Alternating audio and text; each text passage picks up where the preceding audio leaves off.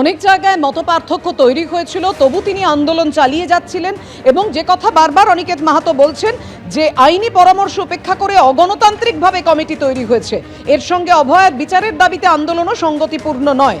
West Bengal juniors doctors front ছাড়লেন অনিকেত মাহাতো। আর এ প্রসঙ্গে আন্দোলনকারী চিকিৎসক আশফাকুল্লাহ নাইয়া এবং উৎপল বন্দ্যোপাধ্যায় কি বলেছেন তারা দেখুন এবার।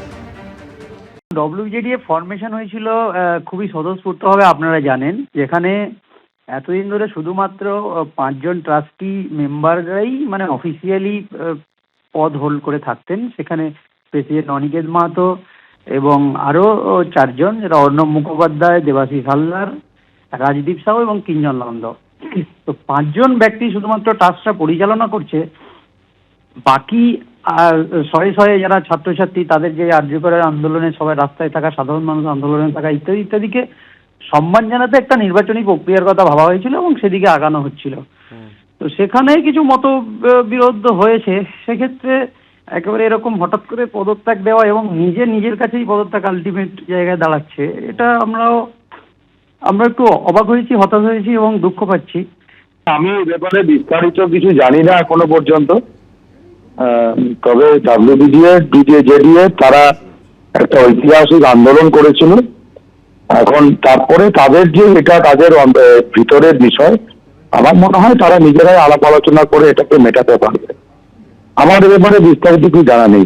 আরজিকর আন্দোলনে যারা সংগঠন করেছিলেন সেই আন্দোলনকারী চিকিৎসকরা সেই সংগঠনে এবার ভাঙন ধরল। ডব্লিউবিজেডিএফ এর বোর্ড অফ ট্রাস্ট ও ট্রাস্ট সভাপতির পদ ছাড়লেন অনিকেত মাহাতো। কি কারণে তিনি ছেড়েছেন? তিনি বলছেন যে আইনি পরামর্শ উপেক্ষা করে অগণতান্ত্রিকভাবে এই কমিটি তৈরি করা হয়েছে, এর সঙ্গে অভয়ার বিচারের দাবিতে আন্দোলনও সঙ্গতিপূর্ণ নয়।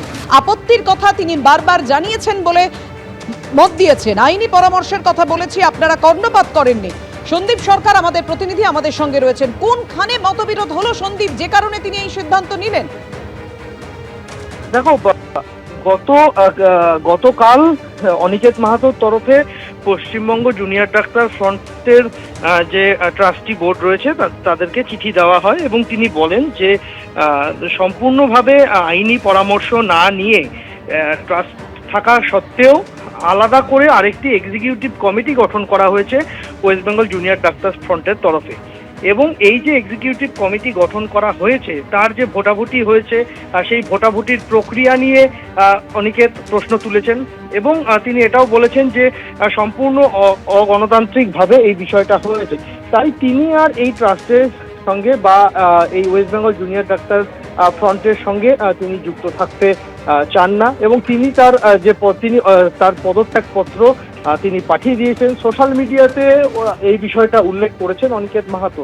তার বক্তব্য, তার যা পরামর্শ ছিল সেই পরামর্শ West Bengal junior doctor front তারা তাদের যারা সদস্যরা রয়েছেন তারা এই পরামর্শ অগ্রাহ্য করে নিজেদের মতো করে সিদ্ধান্ত নিয়েছেন এবং সেই সিদ্ধান্তের কারণেই তার এই পদত্যাগ। এবং ইতিমধ্যেই জুনিয়র ডাক্তার ফ্রন্টের যাবতীয় যা কিছু আর্থিক এবং অন্যান্য যে সমস্ত কিছু দায়িত্বের জায়গা ছিল সেই দায়িত্বের জায়গা থেকে অডিট রিপোর্ট এবং অন্যান্য যা কিছু রয়েছে সবটাই তিনি ইতিমধ্যেই জমা দিয়ে দিয়েছেন সংশ্লিষ্ট যারা দায়িত্বপ্রাপ্ত লোকজন রয়েছেন।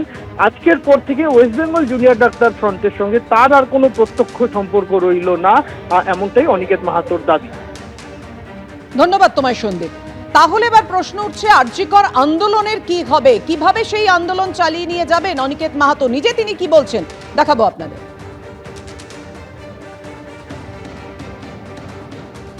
যেটা বলার সেটা হচ্ছে যে এটা সত্যি খুব দুঃখের জায়গা যে জায়গা থেকে আজকে এই ডিসিশন আমাকে নিতে হয়েছে। যদি কারণ বলেন তাহলে হচ্ছে যে আপনারা জানেন যে নতুন committee West Bengal junior doctor front তৈরি করার পরিকল্পনা হয় এবং এই পরিকল্পনার সাথে আমি সহমত ছিলাম।